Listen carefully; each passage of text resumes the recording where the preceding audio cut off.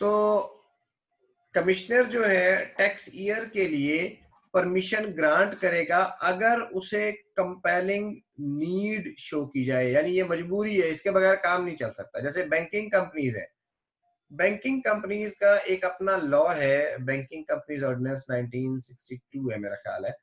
उसमें लिखा हुआ है कि बैंकिंग कंपनीज ने अपने अकाउंट्स सॉरी अपने अकाउंट्स जनवरी से दिसंबर के मुताबिक बनाने हैं। यानी उन्होंने जो 12 महीने के अकाउंट्स बनाने हैं वो कैलेंडर ईयर के मुताबिक बनाने होते हैं।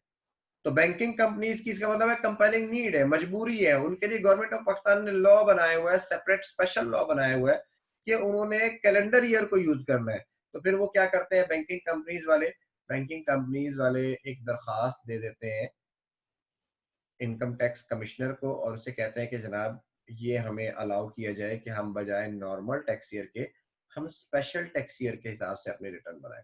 यानी जब वो अपनी आमदनी का हिसाब देंगे तो वो जुलाई से जून में कमाई हुई आमदनी का हिसाब नहीं देंगे, वो जनवरी से दिसंबर में कमाई जाने वाली आमदनी का हिसाब देंगे। इसी तरह अगर कोई शख्स जैसे इंश्योरेंस कंपनीज है उनका भी जनवरी से दिसंबर है, इसी तरह बाज फॉरेन कंपनीज हैं वो जब पाकिस्तान में आके काम करती हैं तो उनकी ब्रांचेस जब ओपन होती हैं तो उनके मुल्क में टैक्स ईयर डिफरेंट होता है। मसलन बरतानिया में टैक्स ईयर जो है वो 1 मार्च से शुरू होता है, मेरे ख्याल 1 अप्रैल से शुरू होता है और 31 मार्च पे खत्म हो जाता है उनका। तो वो जब यहाँ पे ब्रांच अपनी ओपन करते हैं तो उन्हें अपने अकाउंट्स की कंसोलिडेशन भी करनी होती है। तो उस कंसोलिडेशन के लिए अब यहाँ पर एक अलग किस्म के अकाउंट्स बन रहे होते हैं, वहां पर एक अलग पीरियड के अकाउंट्स बन रहे होते हैं और पेरेंट एंटिटी वहां पर है। तो वो लोग भी कमिश्नर को दरखास्त देते हैं और कमिश्नर यूजुअली इस बेसिस के ऊपर अलाउ कर देता है। इसको भी एक कंपेलिंग नीड समझा जाता है कि अगर किसी कंपनी को अपने अकाउंट्स की कंसोलिडेशन में स्पेशल ईयर चाहिए, या जैसे अगर कोई फर्ज किया बैंकिंग कंपनी है, उस बैंकिंग कंपनी ने अपनी एक सब्सिडरी कंपनी बनाई हुई है जो कि बैंकिंग कंपनी नहीं है बल्कि कोई और काम कर रही है, लेकिन बैंकिंग कंपनी की वो सब्सिडरी कंपनी है, तो बैंक ने आखिर में उसके अकाउंट्स को कंसोलिडेट करना है। तो बैंक क्या करता है, बैंक कहता है कि जनाब मुझे इस कंपनी के लिए भी स्पेशल टैक्स ईयर अलाउ कर दें। तो वो बैंकिंग कंपनी को भी स्पेशल टैक्स ईयर उस सब्सिडरी कंपनी के लिए अलाउ किया जा सकता है, कमिश्नर अगर जरूरी अगर समझे कि ये कंपेलिंग नीड है तो। तो इस तरह स्पेशल टैक्स ईयर कोई भी 12 महीने का पीरियड जो कमिश्नर अलाउ कर दे other than July to June, वो स्पेशल टैक्स ईयर कहलाता है। तीसरा है ट्रांजिशनल टैक्स ईयर। अच्छा, ट्रांजिशनल टैक्स ईयर क्या है? मसलन मेरा साल है, मैंने काम शुरू किया। जी सरोज, क्वेश्चन पूछे। सर 5th पॉइंट में लिखा हुआ है कि compelling need to use special tax year और नॉर्मल टैक्स ईयर। तो सर अगर स्पेशल टैक्स ईयर नहीं लग रहा तो नॉर्मली लगेगा, नहीं, तो इसके लिए फिर परमिशन ग्रांट। जी सर उसकी वजह ये है कि अगर फर्ज किया कोई special tax year already use कर रहा है और अब वो वापस नॉर्मल में जाना चाहता है, ये उसके लिए। ठीक है, सही सर।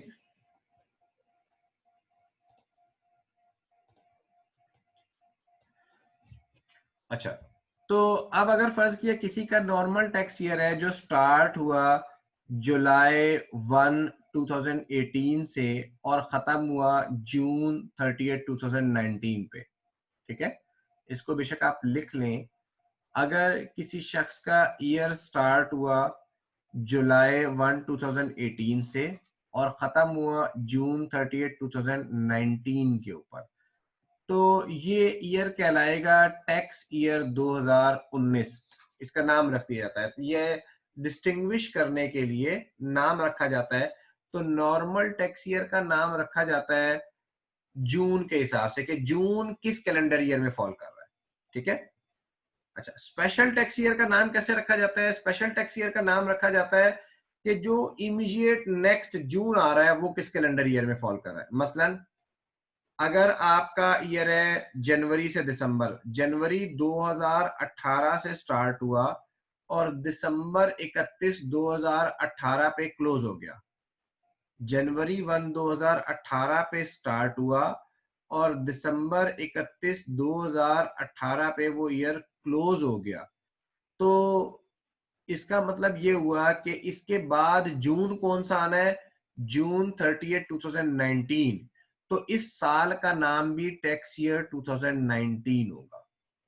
ठीक है, तो नॉर्मल टैक्स ईयर का नाम रखा जाता है जो उसका जून जिस कैलेंडर ईयर में फॉल करता है, और स्पेशल टैक्स ईयर या ट्रांजिशनल टैक्स ईयर का नाम रखा जाता है जो इमीडिएट नेक्स्ट जून आ रहा है, वो जिस कैलेंडर ईयर में फॉल कर रहा है उसके हिसाब से नाम रखा जाता है। ठीक है, अच्छा मैं आपको एक एग्जांपल देता हूं और मुझे आप बताइएगा कि इस एग्जांपल में इस टैक्स ईयर का नाम क्या होगा। एक मिनट पहले मरियम का क्वेश्चन ले लूंगा। जी मरियम, क्वेश्चन पूछें। मरियम आपने हैंड रेज किया था, क्वेश्चन पूछें।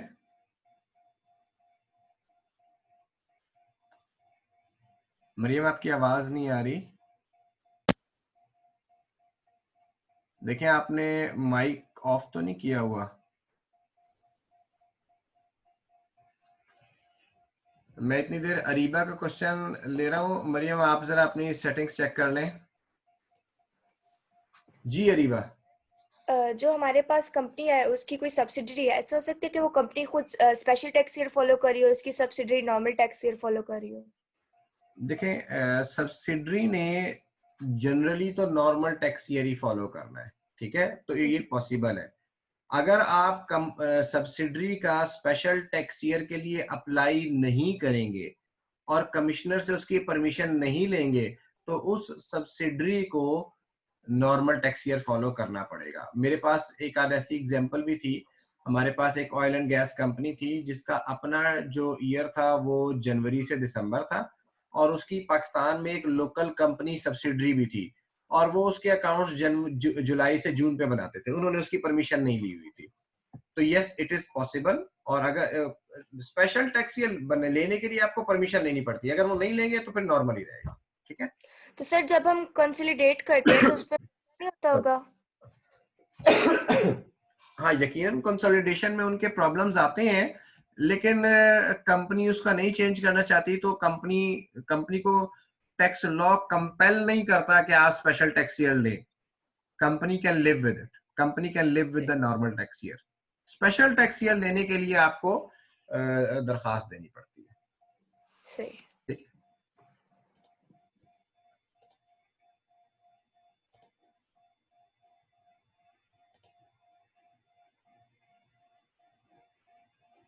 मरियम मैंने आपको अनम्यूट किया है। सर आपको मेरी जी आवाज आ रही है अब आपकी। सर मैं पूछ रही थी कि ट्रांजिशनल टैक्स ईयर का क्या मींस के पीरियड पीरियड कह रही हूँ वो क्या होगा टाइम्स मींस जी के मैं मंथ कहाँ? अभी ट्रांजिशनल टैक्स ईयर एक्सप्लेन करता हूँ, मैं एक्सप्लेन करता हूँ। Okay okay thank you sir. अच्छा जी, ट्रांजिशनल टैक्स ईयर जी, अभी मैं इसलिए मैं अभी इस तरफ जा रहा हूँ क्योंकि मैं अभी आपको नॉर्मल और स्पेशल पहले एक्सप्लेन किए ना मैंने आपको। तो नॉर्मल जुलाई से जून और स्पेशल हमारे पास जनवरी से दिसंबर आ गया। ट्रांजिशनल ये है कि जब आप नॉर्मल टैक्स ईयर से स्पेशल टैक्स ईयर की तरफ जा रहे हैं या स्पेशल टैक्स ईयर से किसी और स्पेशल टैक्स ईयर की तरफ जा रहे हैं या स्पेशल टैक्स ईयर से नॉर्मल टैक्स ईयर की तरफ जा रहे हैं, तो दरमियान में एक पीरियड आता है जिसे ट्रांजिशनल टैक्स ईयर कहते हैं। मैंने आपको लिखवाया था, आप लिखे कि एक आपका ईयर स्टार्ट हुआ जुलाई 1 2018 से और क्लोज हो गया जून 30 2019 पर। ठीक है, अब आप चेंज करना चाहते हैं, स्पेशल टैक्स ईयर की तरफ जाना चाहते हैं, और आपने कमिश्नर से कहा जनाब मुझे अब जनवरी से दिसंबर चलना है। तो जब कमिश्नर आपको जनवरी से दिसंबर चलेगा तो जून 30 2019 तो क्लोज हो चुका, तो जनवरी तो स्टार्ट होगा अब जनवरी 1 2020 से और क्लोज होगा दिसंबर 31 2020 के ऊपर। तो ये जो जुलाई 30 2019 से जनवरी 1 2020 के दरमियान का पीरियड है 6 महीने का, ये कहलाता है ट्रांजिशनल टैक्स ईयर।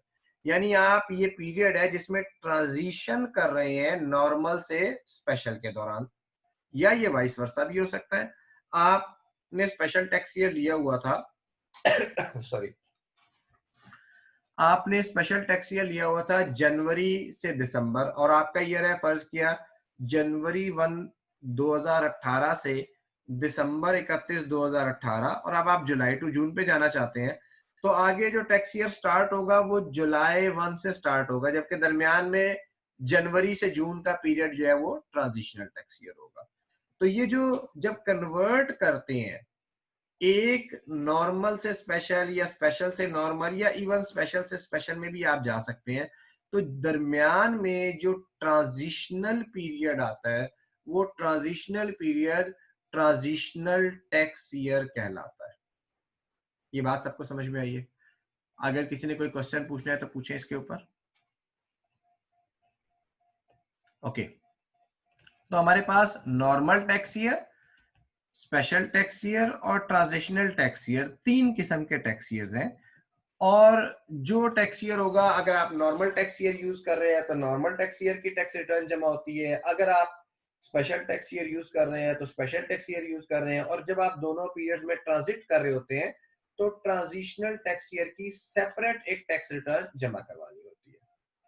और जैसे मैंने अर्ज किया कि आपको स्पेशल टैक्स ईयर मिलता है अगर आपके पास कोई कंपेलिंग नीड हो तभी मिलता है।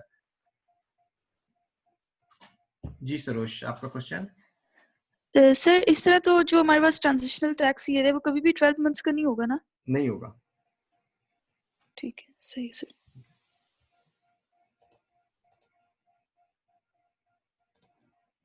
जी आदिल?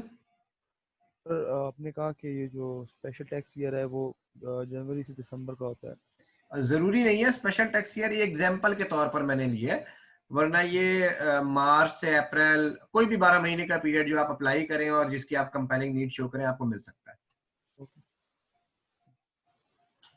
ठीक है, ये ओके।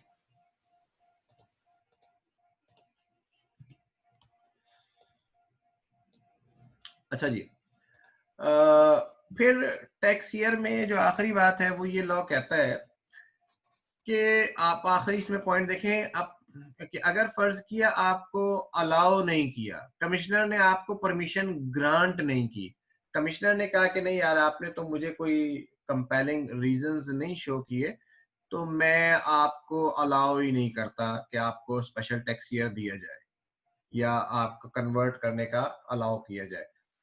तो अगर कोई शख्स डिससेटिस्फाइड है तो वो शख्स क्या कर सकता है?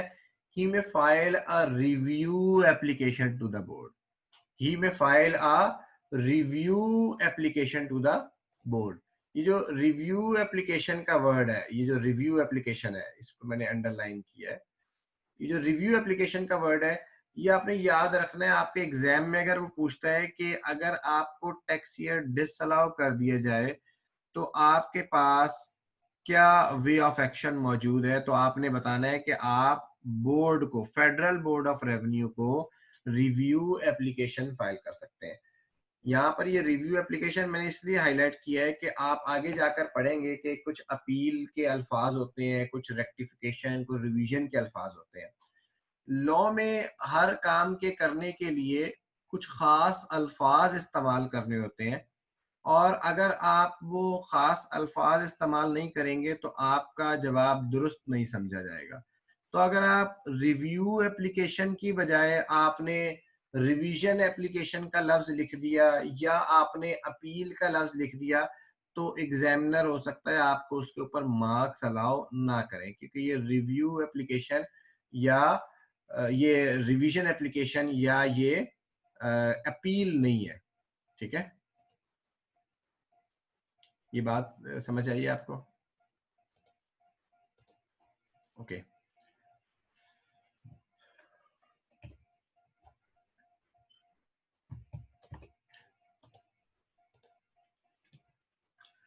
ये हमारा बेसिक अंडरस्टैंडिंग का टॉपिक यहाँ पर खत्म होता है। इस पे आप लोगों के कोई क्वेश्चंस है तो पूछें, और इस दौरान मैं दूसरी स्लाइड जो है ना आप लोगों के लिए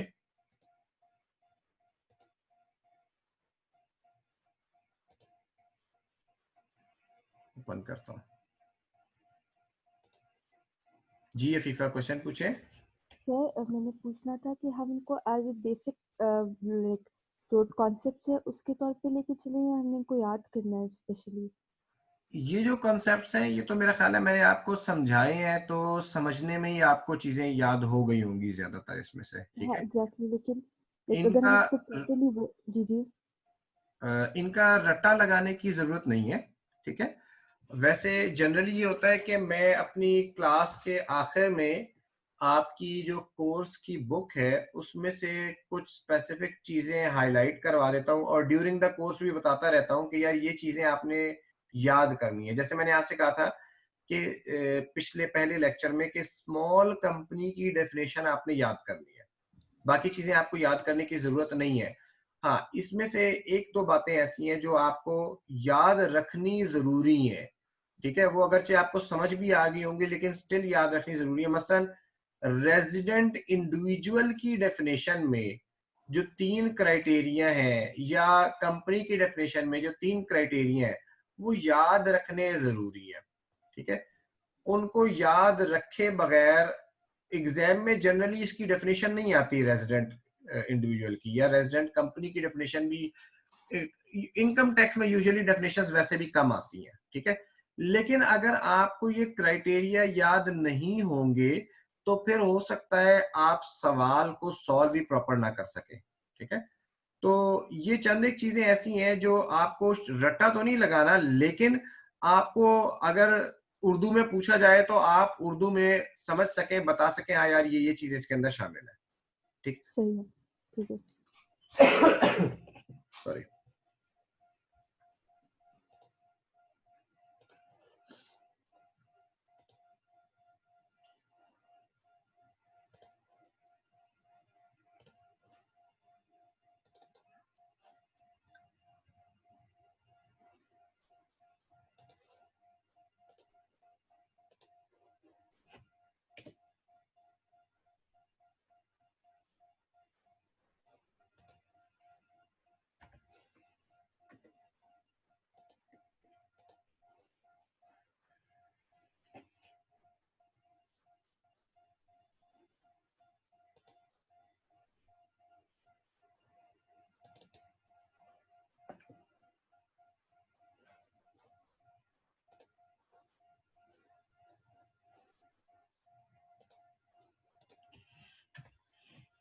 ये इनकम फ्रॉम सैलरी की स्क्रीन आप लोग देख सकते हैं।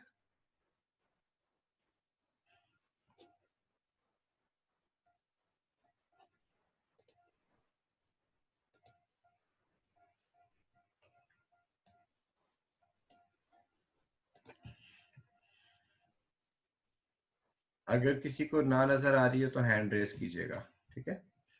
मैंने अभी इनकम फ्रॉम सैलरी की स्क्रीन शेयर की है आपके साथ। ये हमारा सोर्स ऑफ इनकम है। जैसे मैंने आपसे किया शुरू में डिस्कस किया था कि हमने कंसेप्ट्स कौन से डिस्कस करने हैं, पर्सन वो हमने डिस्कस कर लिया है, और फिर हमने टैक्स ईयर का कंसेप्ट डिस्कस कर लिया। टैक्स रेट्स के बारे में मैंने आपको बताया था कि एग्जाम में आपके पास गिवन होंगे, उनको अप्लाई कैसे करना है वो यकीनन हम डिस्कस करेंगे।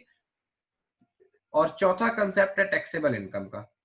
तो टैक्सेबल इनकम पे अब हम बारी बारी डिस्कस करेंगे। हमारे पास 5 सोर्सेज ऑफ इनकम है और उसमें सबसे पहले इनकम फ्रॉम सैलरी है जो आपका लास्ट एग्जाम हुआ था।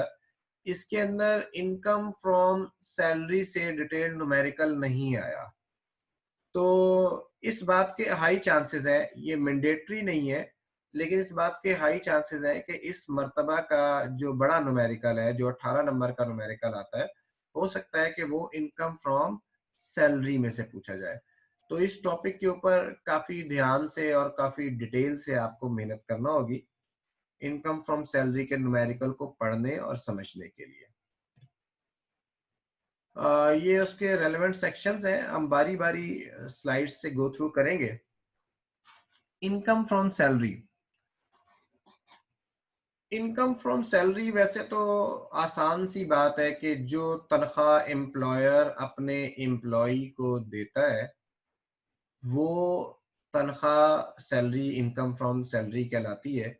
लेकिन सिर्फ इतना ही नहीं है, सैलरी इसके अलावा भी अगर सिर्फ इतना ही होता तो टैक्स आसान हो जाता। पहले तो जरा देखें, ये कहता है any salary received by an employ in a tax year.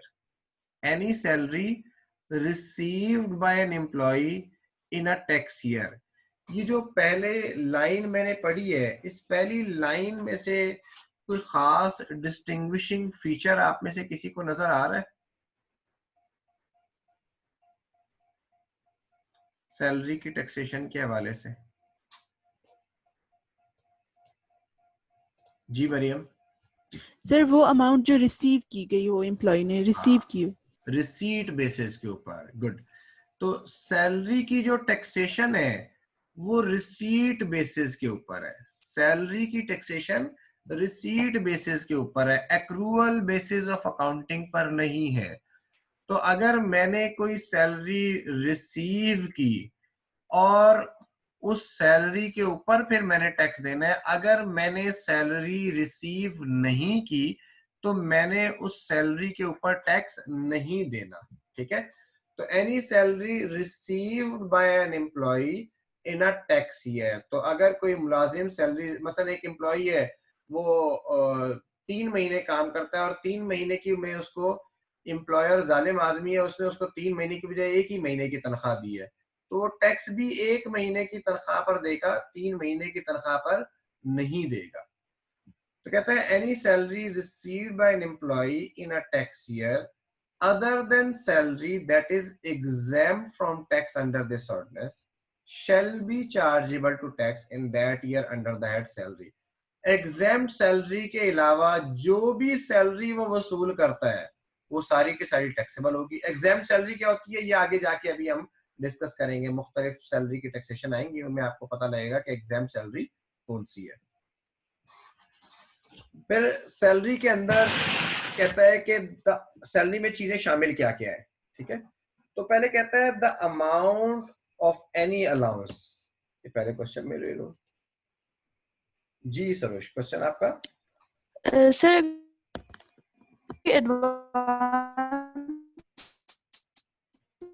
Saroj आपका आवाज नहीं आ रही। सरोज म्यूजिक आ रहा है, आवाज नहीं आ रही है। मिली हो हेलो तो टैक्स क्यों नहीं? हेलो जी, अब आपकी आवाज आ रही सर, अब आ रही है? है। हाँ जी, अब आ रही है।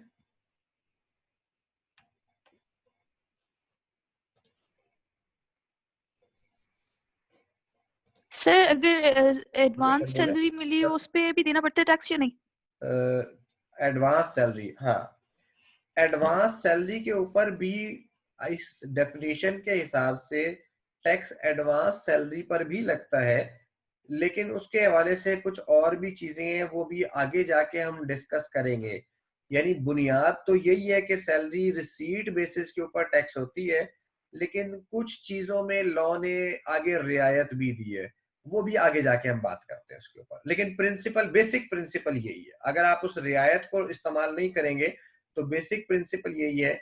जैसे मैं आपको मिसाल देता हूँ कि पिछले साल मेरा ख्याल है ईद जो है ना वो जून एंड पर आई थी।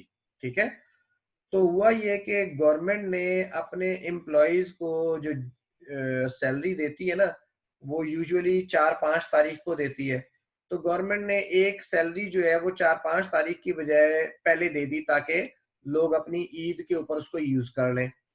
तो इस तरह उस साल में गवर्नमेंट मुलाजमीन को 12 महीने की बजाय 13 महीने की तनख्वाह मिली, तो उन्होंने अपने जो टैक्स दिया फिर वो 13 महीने की तनख्वाह के हिसाब से दिया, जबकि अगले साल उनको जो रिसीव्ड सैलरी थी वो 11 महीने की थी, तो उन्होंने फिर अपना टैक्स 11 महीने के हिसाब से दिया।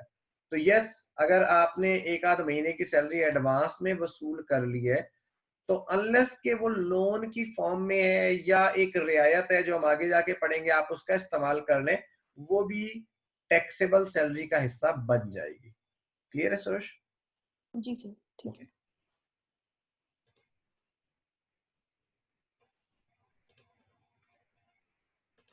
अच्छा जी, फिर ये कहता है the amount of any allowance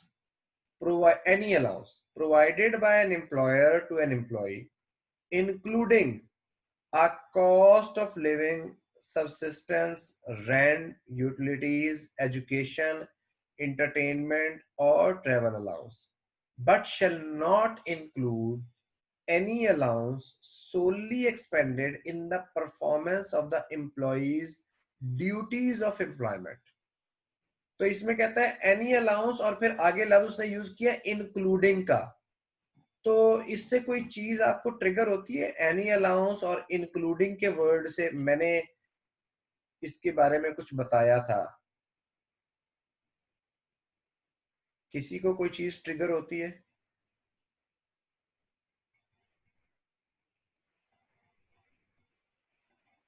मैंने आपको बताया था एक इंक्लूसिव डेफिनेशन होती है और एक एक्सक्लूसिव डेफिनेशन।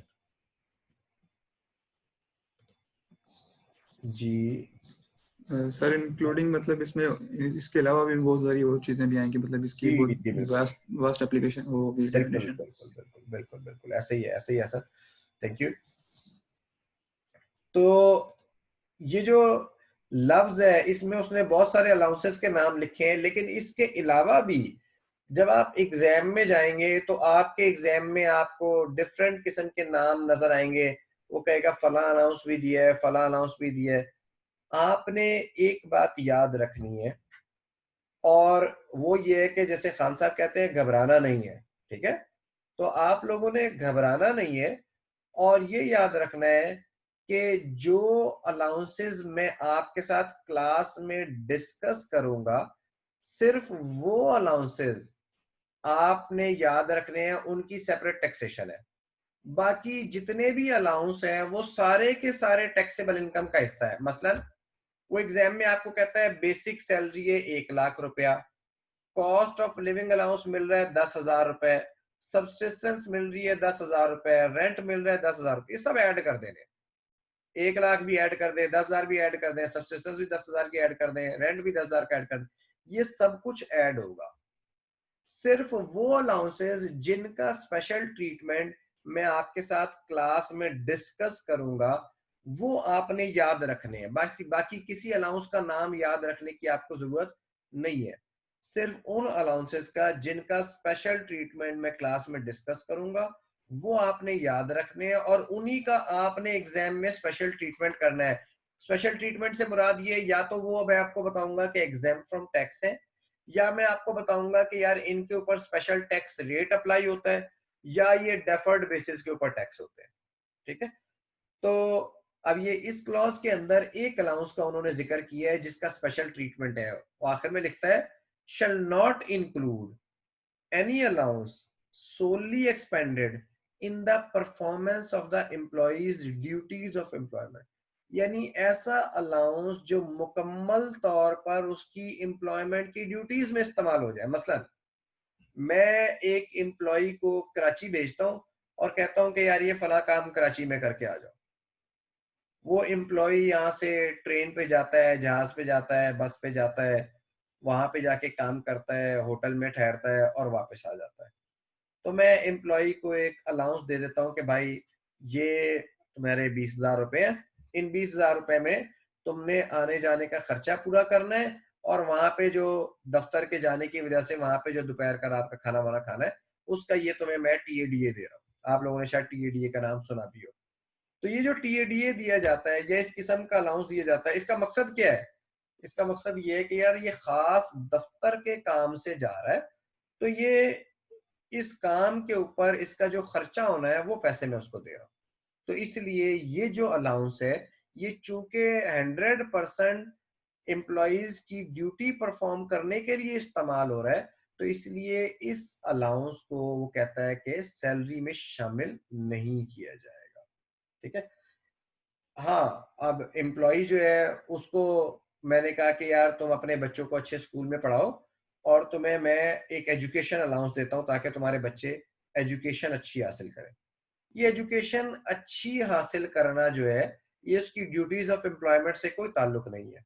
तो एजुकेशन अलाउंस जो है वो एग्जाम फ्रॉम टैक्स नहीं होगा, वो सैलरी की डेफिनेशन में शामिल रहेगा।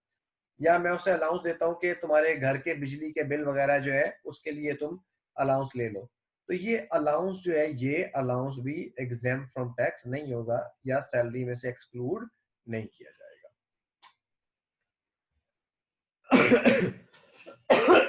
सॉरी। आखिरी पॉइंट इस स्लाइड के अंदर और उसके बाद आज की क्लास हम ओवर करते हैं। The amount of any expenditure incurred by an employee that is paid or reimbursed by the employer other than the expenditure incurred on behalf of the employer in the performance of the duties of employment। देखिए पहली clause जो थी उसमें मैं allowance दे रहा था, एक से फिक्स अलाउंस के 10,000 रुपए महीना, 5,000 रुपए महीना, 6,000 रुपए महीना। ये जो दूसरी है क्लॉज, इसमें मैं क्या कह रहा हूँ, इसमें मैं आपको एक्सपेंडिचर रिइंबर्स कर रहा हूँ। मैं एम्प्लॉय को कहता हूँ कि तुम अपने बच्चों को स्कूल में पढ़ाओ, उसकी फीसें मैं रिइंबर्स करूंगा तुम्हें, आपके घर के बिजली के बिल मैं रिइंबर्स करूंगा। तो ये सारे के सारे क्या है, एम्प्लॉय को बेनिफिट है, ये सारे के सारे एम्प्लॉय के फायदे की चीजें हैं। तो ये भी सैलरी की डेफिनेशन में शामिल है, सैलरी का हिस्सा है, ठीक है। लेकिन अगर मैं एम्प्लॉय को ये कहता हूं कि यार ये दफ्तर का बिजली का बिल तुम जमा करा दो और मैं तुम्हें रिइंबर्स कर देता हूं, तो एम्प्लॉय को कोई फायदा है? कोई फायदा नहीं है। क्यों? क्योंकि ये तो दफ्तर का बिजली का बिल था, एम्प्लॉय ने अपनी पॉकेट से पे किया, उसके बाद मैंने उसे रिइंबर्स कर दिया। तो ये जो रिइंबर्समेंट है ये सैलरी की डेफिनेशन में शामिल नहीं होगी। तो इससे आपको ये पता लग रहा है, इन दोनों क्लॉजेस को अगर मिला के पढ़े तो वो कहता है, इससे पता ये लग रहा है कि अगर आप कोई अलाउंस पे करें या कोई खर्चा रिइंबर्स करें और उसका फायदा एम्प्लॉय को हो रहा है, उसका बेनिफिट एम्प्लॉय को हो रहा है, उसकी अपनी पर्सनल बेनिफिट के लिए, तब तो वो सैलरी की डेफिनेशन में शामिल है। सॉरी। लेकिन अगर कोई अलाउंस या कोई रिइंबर्समेंट सिर्फ उसके ऐसी दी जा रही है जिसका एम्प्लॉय को कोई बेनिफिट नहीं है, तो फिर वो खर्चा या वो अलाउंस सैलरी की डेफिनेशन में शामिल नहीं है। ये जो लफ्ज है बेनिफिट, इसके ऊपर इंशाल्लाह ताला हम डिटेल से मजीद डिस्कशन करेंगे नेक्स्ट क्लास के अंदर, और आज के लिए इतना ही काफी है। आप लोग कोई क्वेश्चन पूछना चाहते हैं तो पूछ लें। जी सरोश। सरोश क्वेश्चन पूछ सकती हैं आप? सॉरी, ये सलमान को मैंने अनम्यूट किया है। सलमान आप क्वेश्चन पूछें। जी सर, ये मैंने पूछना था टीएडीए के केस में। सर ये भी तो बेनिफिट ही है, तो इसको हम क्यों अलाउंस ट्रीट नहीं करते? बेनिफिट कैसे है? एम्प्लॉय को कराची जाने का सैर कर लिए नहीं जा रहा वो, ठीक है। मैंने उसे कहा कि कराची जाओ और एक पार्टी को पेमेंट करके आ जाओ, तो वो जो खर्चा है कराची जाने का, वो एम्प्लॉय का पर्सनल खर्चा है या दफ्तर का खर्चा है? सर दफ्तर का। तो इसलिए एम्प्लॉय को बेनिफिट तो नहीं है ना। सर अगर उसमें मतलब कुछ अक्सर ये हो जाता है कि कुछ पैसे बच भी जाते हैं, तो वो बेनिफिट आर्टिकल्स तो फिर नहीं भी कर रहे। नहीं नहीं सर। हाँ, वो जो पैसे बच जाते हैं ना, असल में देखें एम्प्लॉयर जो है ना, वो छोटे छोटे पैसों का हिसाब नहीं रख सकता, ठीक है। सही वो सही एम्प्लॉयर क्या कर देता है, एम्प्लॉयर एक अमाउंट फिक्स कर देता है कि यार ये 5,000 रुपए पर डे है, या ये जी 500 रुपए पर डे है, या 50 रुपए पर डे है, जिस जगह जा रहे हैं उसके हिसाब से। तो एम्प्लॉयर सही उस खर्चे को ना फिक्स कर देता है। अब उसमें से एम्प्लॉय, अगर फर्ज किया एम्प्लॉय को उसने कहा कि जनाब ये तुम्हें 25,000 रुपए पर डे दे रहा हूँ ताकि तुम जाके 5 स्टार होटल में ठहरो, और वो एम्प्लॉयर क्या करता है, वो अपने भाई के घर जाके ठहर जाता है और पैसे बचा देता है, तो जी ये कोई एम्प्लॉयर, ये उसके टैक्स लॉ से कुछ नहीं कहता। सही है, ठीक है। एम्प्लॉयर ने जो मकसद था वो यही था कि यार उसको एम्प्लॉय के जो खर्चे होने उसको रिइंबर्स किया जाए, ठीक है। सही ठीक है तो सर, जो बचा लिए वो टैक्स फ्री आमदनी है। क्लियर है? सही है सर, सही है। जी सरोश। सर कंपनी की डेफिनेशन में एक नॉन प्रॉफिट का पॉइंट लिखा था और उसमें आपने कुछ बताया था कि it has to be approved by non inland कुछ, सर वो क्या था? Commissioner inland non in sorry sir, commissioner inland revenue. Non profit जो है ना, इसकी जी सर। अपनी भी एक डेफिनेशन है। अगर आप इनकम टैक्स ऑर्डिनेंस पढ़ें, आज तमाम लोग इनकम टैक्स ऑर्डिनेंस डाउनलोड कर सकते हैं एफबीआर की वेबसाइट से, ठीक है। एफबीआर ठीक है की सर। वेबसाइट से आप लोग इनकम टैक्स ऑर्डिनेंस 2001 डाउनलोड कर सकते हैं, और वहां पे जाके आप देखेंगे तो सेक्शन 2 और उसकी क्लॉज है क्लॉज 36, उस क्लॉज 36 में नॉन प्रॉफिट ऑर्गेनाइजेशन की डेफिनेशन दी गई है और उस डेफिनेशन में जहाँ और क्राइटेरिया दिया हुआ है, एक क्राइटेरिया ये भी है नॉन प्रॉफिट ऑर्गेनाइजेशन का कि उसे कमिश्नर इनलैंड रेवेन्यू ने अप्रूव किया हो। कमिश्नर इनलैंड रेवेन्यू टैक्स की अथॉरिटी है, ठीक है, तो ऑफिसर है। तो अगर उससे अप्रूव्ड कोई इदारा होगा तब वो नॉन प्रॉफिट ऑर्गेनाइजेशन की डेफिनेशन में शामिल होगा। ठीक है सर। ओके, और सर एक और चीज पूछनी थी पूछे। सर, ये स्मॉल कंपनी है, ये लिस्टेड कंपनी है या कोई भी कंपनी हो सकती है? स्मॉल कंपनी बेटा लिस्टेड कंपनी नहीं होती। स्मॉल कंपनी की अपनी एक डेफिनेशन है, वो डेफिनेशन में पढ़ाऊंगा, लेकिन मैं आपको वैसे आपका क्वेश्चन है तो मैं आपको बताता हूँ। स्मॉल कंपनी ऐसी कंपनी है जो 2000 जुलाई 1 2005 के बाद बनी है। उसका पेड अप कैपिटल, और ये सारी शर्तें इकट्ठी पूरी होनी जरूरी है, उसका paid up capital 50 million rupees से कम है, उसका एनुअल टर्नओवर 250 मिलियन रुपीस से कम है, और उसके एम्प्लॉइज जो हैं वो भी 250 से कम है, और वो पहले से किसी एग्जिस्टिंग कंपनी को रिकंस्टिट्यूट करके नहीं बनाई गई, तो उसे कहा जाता है स्मॉल कंपनी। ये डेफिनेशन आपके चैप्टर 4 के अंदर गिवन है और ये डेफिनेशन आपको याद भी करनी है। सर इधर लिखा है has paid up capital plus undistributed reserves, तो सर अनडिस्ट्रीब्यूटेड रिजर्व्स क्या है? अनडिस्ट्रीब्यूटेड रिजर्व्स, अकाउंटिंग पढ़ी है अभी आपने? जी सर। ठीक है, अकाउंटिंग में जब बैलेंस शीट बनाते हैं तो बैलेंस शीट में कैपिटल इक्विटी के अंदर आप जो प्रॉफिट एंड लॉस से अनअप्रोप्रिएटेड प्रॉफिट आ रहा होता है वो भी इक्विटी के पार्ट में शामिल करते हैं, जी सर। वो अनडिस्ट्रीब्यूटेड रिजर्व्स है। यानी जो प्रॉफिट अभी आपने डिविडेंड के तौर पर डिस्ट्रीब्यूट नहीं किया वो अनडिस्ट्रीब्यूटेड प्रॉफिट है। ठीक है, ठीक है सर। और कोई क्वेश्चन है आपका? नहीं sir, thank you. Okay, thank you. किसी और का कोई क्वेश्चन है तो पूछें।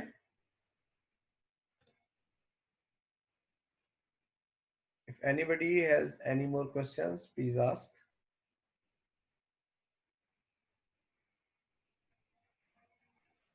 ओके जी, थैंक यू वेरी मच।